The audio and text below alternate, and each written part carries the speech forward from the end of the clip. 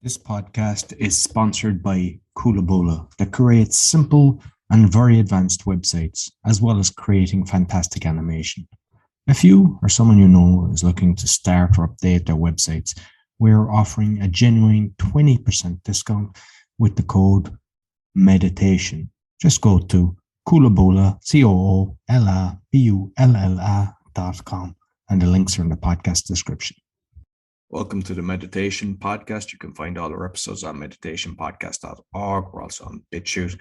And I've got 4 other podcasts: the Awakening Podcast, the Learn Polish Podcast, the Speaking Podcast, and the Crypto Podcast. And all can be found on roycollin.com. Today, my guest, please welcome, and a seasoned traveler, which I always enjoy talking about. Please welcome Lex Latkovski. Very good. Yeah, thank you. Thank you, Roy. Thanks for having me on your show. No problem at all. So you might let the listeners know who's Lex. Well, the main reason I'm on this show today is about meditation and mindfulness. But one of my biggest thrills in life is seeing the world. So I've been so far to 83 different countries. I'm getting married here in October, and I'm going to go see a number 84 and 85 on my honeymoon. Congratulations. Thank you, Argentina and Chile. I've been to all 50 states in America, which is very unusual for an American. And I've been to 42 of the 50 European countries. I got 8 left. But I lived at a Zen Monastery in Southern California for 16 months, 1 year straight, and then 4 other months. And this picture behind me, my backdrop is cabin 4 at the Yokoji Zen Mountain Center in Southern California, up in the mountains around 6,000 feet. I lived there and studied mindfulness and meditation in the Rinzai Zen tradition primarily, but the Soto Zen as well. And I live currently in Colorado Springs, up in the mountains right below Pikes Peak. And I couldn't be happier in the mountains. I don't know what it is. I've been all over the world, and I've been big cities and small cities and beaches, but there's something about the mountains just makes me feel like this is my home. So excellent. I think your body feels the energy where it's right for you. So exactly. How did you get into Zen? What made you to kind of take a year out and then later 4 months to start doing that? Well, a buddy of mine, actually, from when I was living in Phoenix, Arizona, he went to a 7-day silent retreat at this place that's in my backdrop. It's called ZMC. And he went, and I didn't know about it. And he came back and he was just telling me, "Hey, Lex, I found what you're looking for." And I said, I didn't know I was looking for anything. And so he starts to explain it to me. And I said, I didn't even know this was on the menu of available options in life. And so a few months later, he and I drove 5 hours from Phoenix to this Zen center. And I did a 1-week retreat and absolutely fell in love with it. And just the simplicity and the mindfulness and sitting 6 hours a day and 3 hours of yoga and eating healthy vegetarian meals and getting up early and going to bed early. It just resonated. So I started doing them once a year. And every time I did it, I just came back super energized and just on fire. And people noticed it. And then eventually, after doing about 6 or 7 of those retreats in the first few years, I called up the Zen master and I said, I want to stop dorking around with this 7-day retreat. I want to do this like one of the monks do. And he's like, "Okay, come live here." So about a year later, I was living there for a year and absolutely loved it. And then after that was over, I would go back a month here, 6 weeks there, and so another 4 months. So it was happenstance, which is, I guess, a lot of life, and the right teacher appeared, which was my buddy Patrick from Phoenix. So, was over that year period, was every day kind of the same? Did you have a routine that you just constantly followed? Yes. So at ZMC, they follow the traditional. You wake up around 5 a.m. and you start sitting around 6 a.m. and you do a 30-minute period, and then you walk for 10 minutes to shake out your legs or take a bio break, and then you sit for another 30 minutes, then another 10-minute stretch, and then another 30 minutes, and then there's a breakfast, and then after breakfast you have about an hour break or half an hour break, then you sit again 3 more times. 30 minutes, 30 minutes, 30 minutes with 10 minutes in between. Then you have lunch, and then we all go to work. So we all work at the facility, for example, for a couple hours doing maintenance or housekeeping or whatever. And then we sit again in the late afternoon. Then we have dinner, and then we sit again in the evening. So on the average period or the average day, I was getting anywhere between 4 to 6 hours a day of silent meditation with the other residents or the guests. And then during the retreats, it was a little bit more intense. There was more sitting and less work. So the minimum I would get when I was there was 3 hours of meditation a day, which is, I never had a bad, if you count the thousands of times I sat down on a cushion for 30 minutes at a time, I didn't have one bad experience or one bad session. And then we did have days off on Monday and Tuesday where it was kind of free time. And depending upon what time of year it was, we either didn't have to sit more than an hour, but during the heavier times, we'd sit for a couple of hours. So it was every day we were sitting at least a little bit. And during retreats, we were sitting 6-9 hours a day. So. And did they tell you, like, I suppose prior to you taking the year out, when you done it the first time, did they tell you, okay, just remain silent, or how did they actually train you in what you should be doing? Because, there's a lot of people have different thoughts on what meditation really is. Exactly. So that's a good point. So if you take all the 4 billion adults in the world, there's 4 billion different ways to meditate. So there is no one way. Everyone's experience is unique. So what they did train you at the beginning was sit down, shut up. They didn't, I'm paraphrasing. They would never use the word shut up, but sit down, shut up, don't move, don't itch, don't look around. And basically, like if you have an itch, just see what happens. And eventually it goes away, but don't look around. Don't pull anyone else in the room out of their meditation. And so they would give us a crash course for the new people like myself. And okay, here's the Zendo. Here's where you're going to sit. Here's how you come in. Here's how you bow. Here's how you do your 3 bows. Here's how you do this. But basically you learn by watching. So that's like the form. And then they have all these chants that took a long time to memorize. But as far as the mindfulness or the meditation practice, so the Zen master, my original Zen master, his name was Junpo Dennis Kelly, and he just passed away back, I think, in November. He was in his 70s. But the man who ran ZMC in this picture behind me, his name is Tenshin Charles Fletcher. He's a British guy that has been living in America since the 80s. And he straddled both sides of the Zen tradition. So there's 2 sides of Zen. There's Soto and Rinzai. And they both work differently with how you train people. And Rinzai is more around koans. I'm sorry, I might be mixing this up now. It's been a while. But one focuses on koans, which is like, what's the sound of one hand clapping? What did your face look like before your parents met? Things like that your brain can't figure out naturally, and you have to kind of stew on it. So Tenshin luckily had both Soto and Rinzai experience, and he basically said, what's going to work for you, instead of saying, here's your meditation practice, here's what you got to do, and adding extra stuff.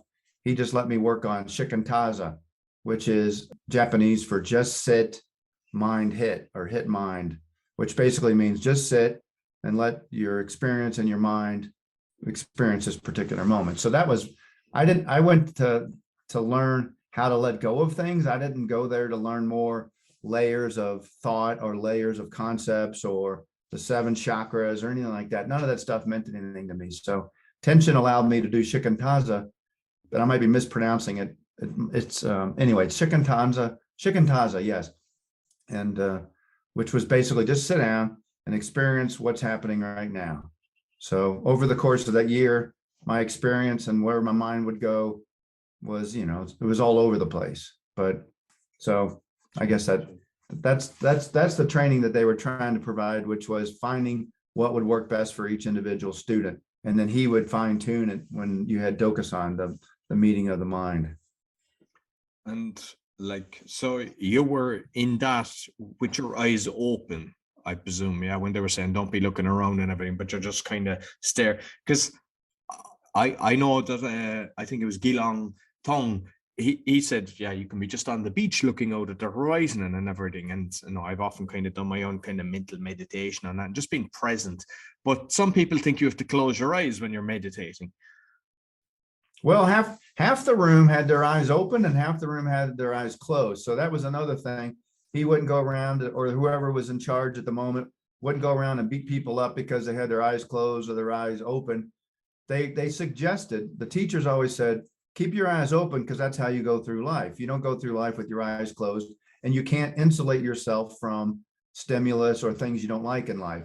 And so again, they gave me leeway, and I had my eyes closed for the most part, just because it was one less input that I had to worry about. So if I close my eyes, now all I'm working on is my sense of humidity and my sense of smell and feeling the cushion on my butt, or and hearing things like the birds chirping or something. So it works. For some people, they want their eyes open. For some people, they want to close. It doesn't matter. Just find whatever works for you, because if people tell you to keep your eyes open, but you're always distracted, if you're an easily distractible person, keeping your eyes open might be a really bad thing. So what about holding your hands? Because a lot of different forms of meditation. Hold your fingers this way, this way, this way. We do.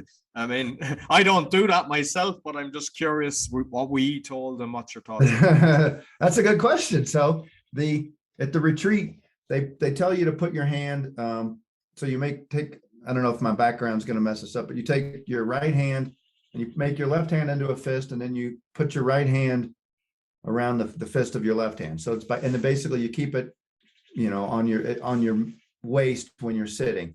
And they do say sometimes then to put your thumbs together like this so that you can kind of connect the energy or whatever. But I was lucky enough to have a really cool robe, a monk's robe. So it had really long sleeves where I could hide my Kleenexes and whatever. And so when I was walking around, I had my hands inside of the sleeves anyway, so you couldn't tell whether I even had hands or not.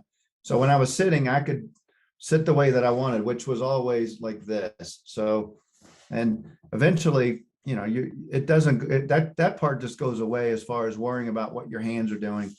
And then the deeper and the deeper I would go into my sitting, I would notice different things outside of, my sitting. So it was, or how my hands were. So the basic thing is find something that's comfortable, no matter who you are or where you are. Find something that's comfortable that you can stay on or stay with for 15, 30 minutes, and try not to move. So find whatever's comfortable for your thing. It's like, I find it really hard to maintain something that's not natural. So if it's not natural, it's not going to work, in my opinion. So find something that's natural. And there's actually a really good book.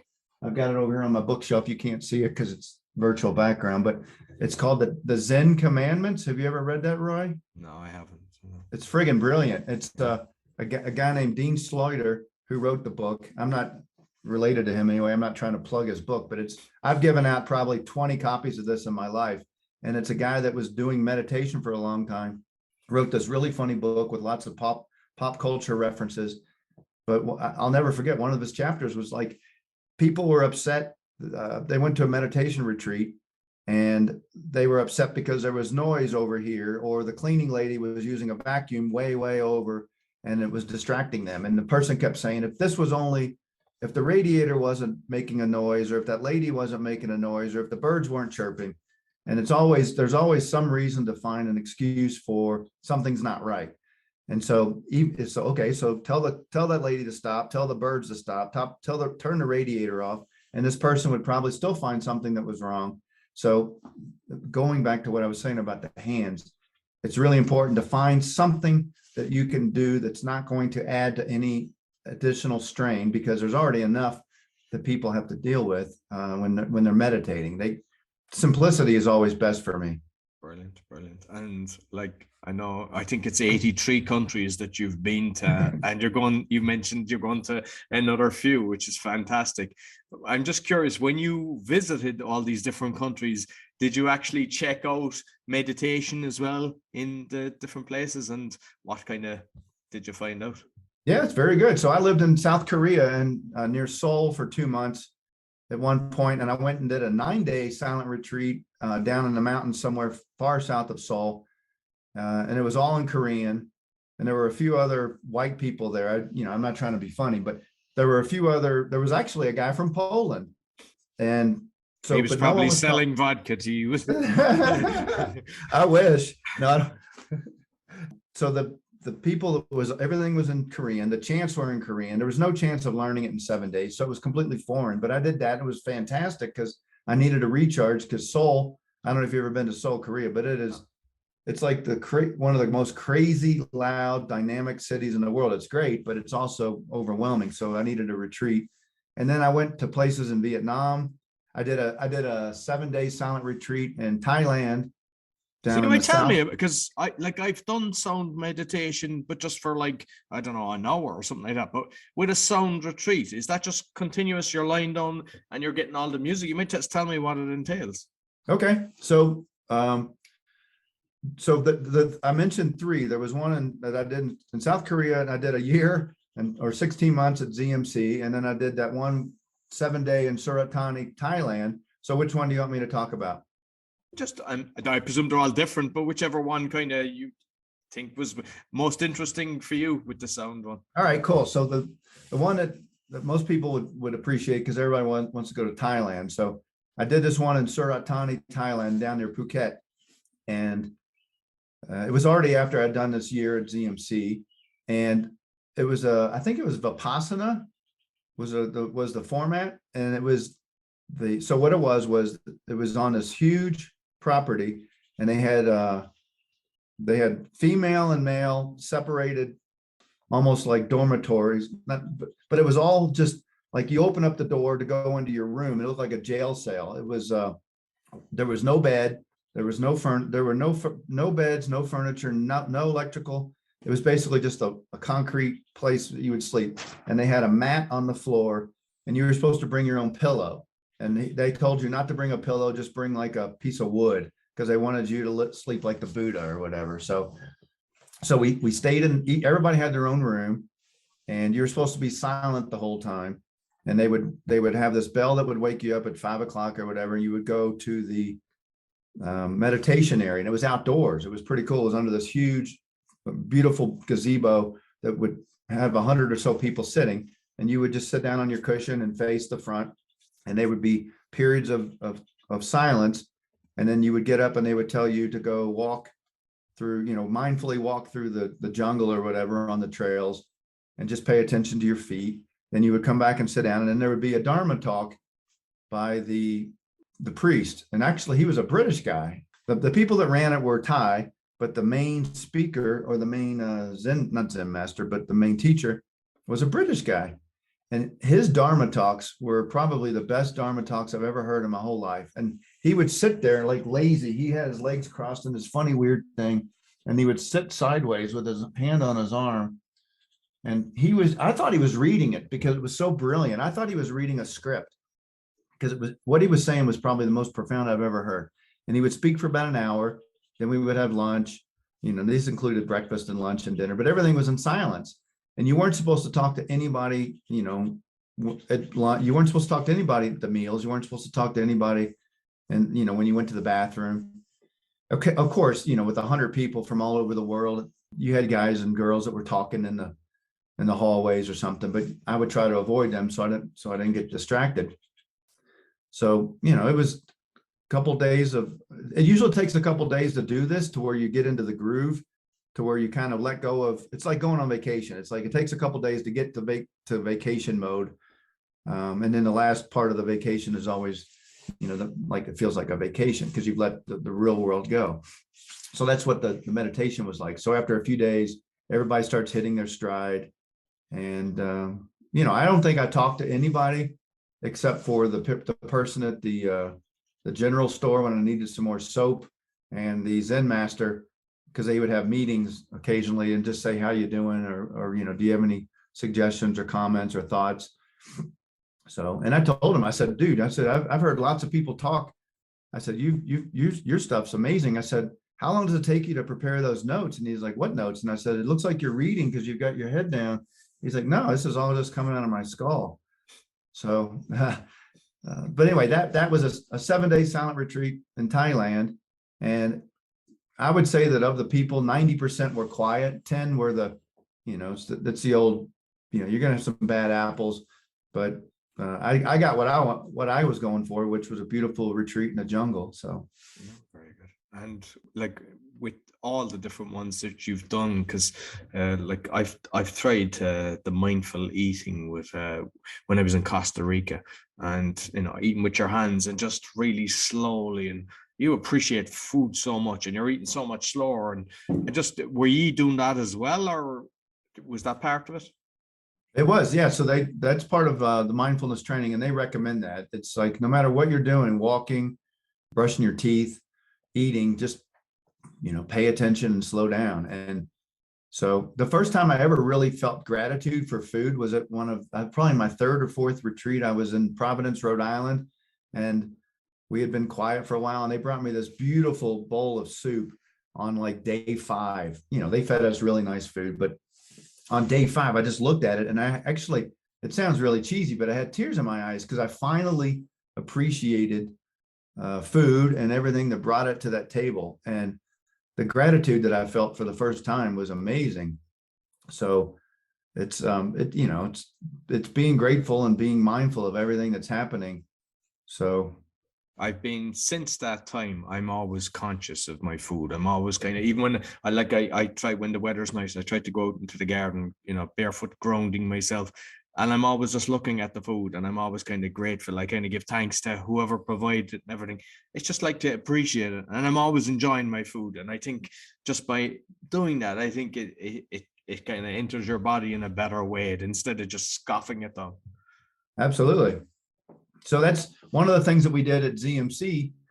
It's ZMC stands for Zen Mountain Center, and it's it's up in the mountains of Southern California. But we had a chant before every meal where we said, basically, may all beings be happy, may all beings be well fed, may all beings be loved, may all beings be happy, may all beings be loved and well fed, and may all beings awaken to find their true way. And we would give thanks to everything and everyone that brought that food to the spot. Whoever baked the bread or whoever grew the wheat or whatever, that's what you're thinking. And before every work round, when we went out and, people were either doing housekeeping or sweeping or raking, we would all do this chant that basically said, safety is important. We're doing this, to serve others.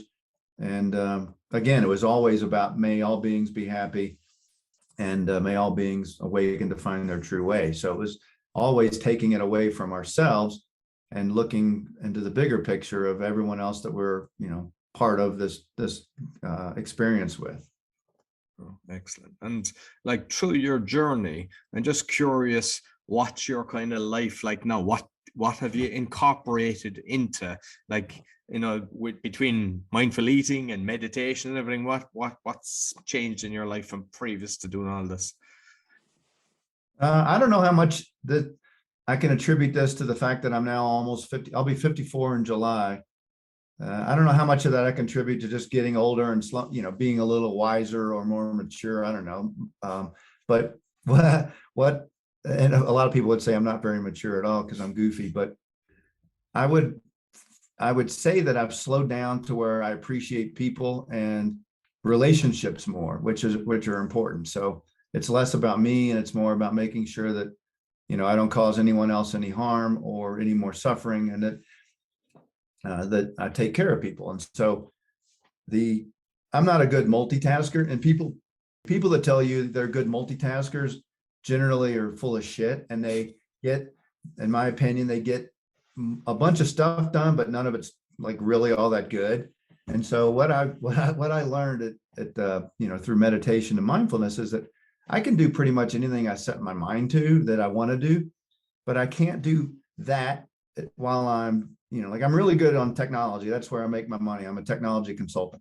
So if I'm sitting there looking at the computer and I'm cranking out some really cool project, and then my fiance, soon to be my wife, comes in and asks me a question or wants to talk about something, I can't do both. Something's going to suffer. So I stop what I'm doing and I turn to Meg and I address Meg, and we have an interaction, and I give her everything that I've got. And then when that's done, I go back and giving this everything that I've got. And so what I try to do is pay attention to whatever I'm doing as much as possible and not have a whole bunch of other things going on. So if I'm cooking like I was last night, I can have some basic music going on in the background, but I can't also watch a movie or a game because, like a sporting event, because I'm going to lose something. Something's going to get missed. So I live up here in the mountains. We have a really nice property, and I'm always out doing something in the yard work after I get done working. And I don't put earbuds in. I don't listen to music. I just try to stay in the moment. And like, I don't know if you just heard that bird, but as soon as I said that, there was a bird in the background. And I just try to be out there in nature and experience what I'm doing with the shovel or the rake or whatever, and hearing the wind and the, feeling the sun. So. Yeah, well, I do the exact same. And regarding, as you say, multitasking, I totally agree with you. Because, like, say, if I'm editing a podcast, I don't have my phone. I'm not scrolling through as I'm just kind of, because the odd time it's happened and you just kind of get distracted. You can't. You have to be totally focused. But by doing that, I found that you get so much more done. Loads of people go, "How come you're doing this? How come you can do 5 podcasts? How come you can read 100 books? How can you do this?" Because when I'm there, I'm there. Yeah. So that's the thing. It's like you're capable of doing amazing things if you're doing one amazing thing at a time. And I did my own audio book. I wrote the book. It took me forever. And then I did the audiobook version of it, which took me forever, but I narrated it right here with this Blue Yeti microphone that I've got. And I edited it on my Mac painstakingly to get rid of all the ips and ahs and the breaths. And it was not necessary, but I wanted to do it right. And I would, if I was editing a chapter, which took 2-3 hours, and then I went away and did something and I went back, it took me 15 minutes to get back into it. So, it's best for me to keep doing something, do it well, and avoid starting and stopping, because, email comes in and I look at it and then I'm like, okay, what the hell was I doing over there? And then it's like, then I have to start the engine again. So exactly. That's the best thing about mindfulness, is just stay here. Like you said, when I'm there, I'm there. When I'm here, I'm here. And you can tell when someone's paying attention and listening to you and not formulating their next thing or thinking about the burrito they want to eat, or something. It's like, you can tell when someone's paying attention when they're here. So that's what I try to do for people. Oh, absolutely. And like the book then, because is it about your journeys, or what exactly is the book about? Yeah. So thank you. It's called Passport Forward, and passport, of course, because I've been to so many countries, and forward is because I'm always, wanting to improve or advance. So Passport Forward, and it's all about, the subtitle is Moving from Regrets and Routine to Freedom, Passion, and Adventure. So it's all about finding your freedom and your passion and your adventure in everyday life, and getting away from the shoulda, woulda, coulda, and the regrets and the routine that a lot of people find themselves in. And so it draws on some of the crazy stories that I had while I was traveling around the world, where, I almost got killed in Mongolia, or there were, in the Philippines when I was scuba diving, somebody dropped a bomb and to blow up the fish so that they could fish easier, and it destroyed the coral and everything. Luckily, I wasn't in the water, but I was over there near that. So it's some crazy stories that most people would never have. And but then it's also some of the insights. It's like, by traveling for so long by myself, I traveled mostly by myself. Occasionally I would hook up with somebody or multiple people and we travel together. But I really learned who I was because I was alone a lot. And, I had to figure out how to do everything. There was no guidebook that said, hey, when you get off the bus in Lviv, in Ukraine, go here or go there. There is a book, but basically I would just make it up as I went along. And so I learned how to deal with any situation that life threw at me and just, make the best of it. So that's the book's about. Half of it's about these crazy stories and, kind of putting my interesting, funny twist on it, I believe. And then the rest of it are the insights and suggestions about how to live a more adventurous and liberating life and get out of the regrets and the routine of life. So Excellent. And like you mentioned about, spending the time to do the audiobook and editing, in which you didn't need to do. And I do the same for the podcast. I know loads, they just put it out as it is. And I could do probably 100 times more podcasts. But I know that when I'm listening and you hear a lot of stuff that could have been taken out, I believe you're respecting your listeners by actually doing that, and Exactly. reducing long pauses and lip smacking and different things like that. And I think in turn it pays off. There's more people will share it or enjoy it more. Exactly.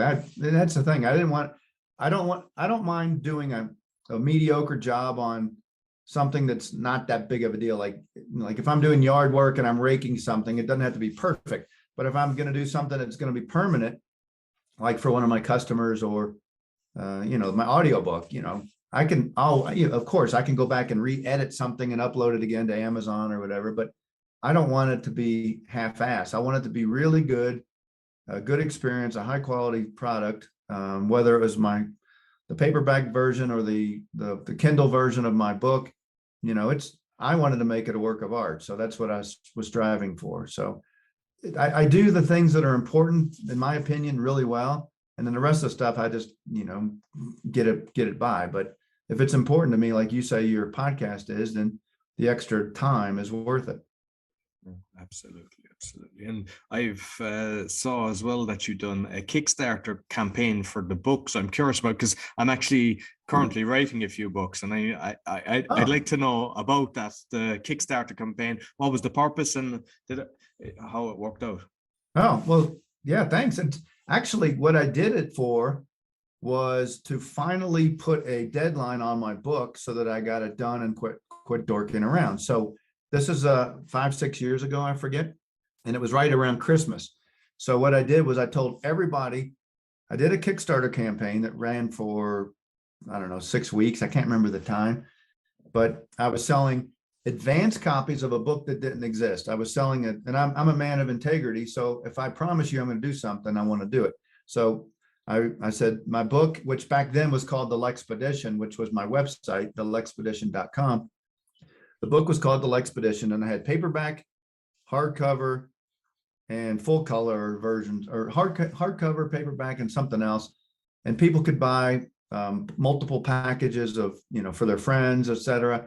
And so I sent this out to all the people that have been following my travels around the world. I had a 900 person subscriber list, and I ended up pre-selling, I don't know, 250 books or 300 books. I'm just doing this off the top of my head. And I ended up selling some other things too, that I ended up generating $10,000 in 6 weeks for advanced copies of my books. I forget the total. It's been a while, but what it did, Roy, the most important thing was I set a deadline, and I told people they're going to have their books by Christmas. And so then what I had to do was I had to hurry up and get my book edited, published, and printed and shipped to my house so that I could address all the envelopes and mail them, etc. And then my girlfriend at the time, my fiance now, and we got on a plane and went to Peru, I think, or Nicaragua for Christmas. So if you wanted to do something like this, or one of your listeners wanted to do this, it's a tremendous way. If you have a decent size audience, which you do, you can say, hey, I've got this new book coming out for cryptocurrency or for meditation. It's going to be available. What are we now? It's March. It's March of 2022 when you and I are talking. And you say, hey, it's coming out, August 1st. Get your advanced copies here. Do a Kickstarter. They keep a 5% cut, which is no big deal because they process the credit cards and handle all of it. But you are able to put it on Facebook and your email, and you can text it to your friends and say, hey, I got this book coming out you might be interested in. And if they love you and they know that they want the subject or whatever, it works pretty well. And it also serves a purpose. If you're a kind of person that needs a deadline to work backward from, you've got the built-in inherent deadline. You say, okay, if I need to ship this on August 1st, I've got to have it out of the publisher by July 15th at the latest. So then you start working back, okay, the edits and this and the images and the audiobook, etc. So you can upsell people, in a good way. You can say, hey, when the audiobook comes out, I'll give it to you for free if you buy the hardcover or something. So Oh, brilliant. And because I've heard with like different Kickstarters, Indigo, and all these different ones that it's kind of down to your audience. And you mentioned you'd like 900 on your list. Do you know, is there a way of tracking that, like from the actual people that just go into Kickstarter and check it? Did you actually gain some from that as well? Or was it mainly from your own kind of connections, friends, and the different people that have been following you? Actually, yes. So 90% of the sales came directly from my list of the 900 people. Some people told people and they bought a book or something, but it's, without getting, I'm a tech guy. I can sometimes be nerdy, but there is a way inside of Kickstarter. I'm a big fan of Kickstarter. There's other versions, but Kickstarter has been around forever. They're really good. So Kickstarter has a way that they will help you embed or create embeddable links. So if you're doing a Facebook thing and you share it on Facebook, anytime somebody clicks that and goes to Kickstarter, it tracks it and says, okay, this one came from Facebook, this one came from your email blast, this one came from a text message. And they're shortened, they're called like bit.ly or shortened condensed URLs. And when someone clicks on it, they don't know that it's being tracked. It's not bad, but then you can say these sales came from this particular medium, and this came from that, and this came from my podcast, etc. So no, that's very handy, because for marketing purposes, if you're able to track that, then you can go, wow, I actually got 20% through this Facebook. So it's worth doing a promotion on Facebook because it's, or whatever, it was the better version. So yeah, no, that's great. I've got a buddy of mine, actually, he lives currently in Germany, in Berlin. And I stayed with him when I was over there. He's an American guy, but he's been living in Berlin forever, and his wife and kids. And so I stayed with him for a few days. He's a professional cookbook writer, and he's a professional cook. His name is Justin. And he's written this, it's called The Lotus and the Artichoke. I think that's the name of his brand, Lotus and the Artichoke. And he's done one for Sri Lanka. He's done one for Malaysia. He's done one for India, etc. And he's done it all through Kickstarter. So he's the one that kind of taught me about it. He's like, Lex, if you're going to write a book and you do, if you want to do some pre-selling stuff, check out Kickstarter. And yeah, I went and kind of modeled my stuff after his. So there's people that have done it before for books, and it works. It's a legitimate model. So, and then, he's made a lot of money pre-selling cookbooks and selling cookbooks on Kickstarter. So. Yeah, that sounds excellent. Yeah, no, definitely. Yeah. I think I have to start looking about that. Listen, Lex, thoroughly enjoyed our conversation. You might let people know how can they get in contact with you. Sure. The easiest way is to go to my website, which is, so my name's Lex, Lex. So thelexpedition.com. So thelexpedition.com. It's pretty straightforward. And you can contact me through there. You can see my books and my podcasts that I've been on, and my speaking arrangements, etc. And I do a lot of different things, and I'm always happy to help people. If they have questions about meditation or travel or technology or whatever, people come to me for different things. But as long as somebody has a sincere interest in getting better, or if they're asking for help, I'm willing to help anybody. So just reach out to me. Perfect. Okay, great. Thanks very much, Lex. All right, Roy, thank you for having me, and it's nice to meet you, and onward and upward. Exactly. Thanks very much. So cheers. That's all for the meditation podcast. You can find all our episodes on meditationpodcast.org. We're also on BitChute, and you'll find the links in the podcast description. Until next week, take care. This podcast is and always will be free. There are two ways you can help me, as I spend a lot of time researching, recording, editing, and marketing my podcast. I also have plenty of costs with like Zoom, BitChute, StreamYards, as well as equipment. I have a donation button, which you can buy me a coffee once a month, or even just donate €1, because if everybody who listens to the podcast donate €1, it would cover all the costs. You can also support our sponsors. All the links are in the podcast show notes. Thank you for listening. This podcast is sponsored by Kulabola, that creates simple and very advanced websites, as well as creating fantastic animation. If you or someone you know is looking to start or update their websites, we're offering a genuine 20% discount with the code MEDITATION. Just go to Kulabola, COOLABULLA.com, and the links are in the podcast description.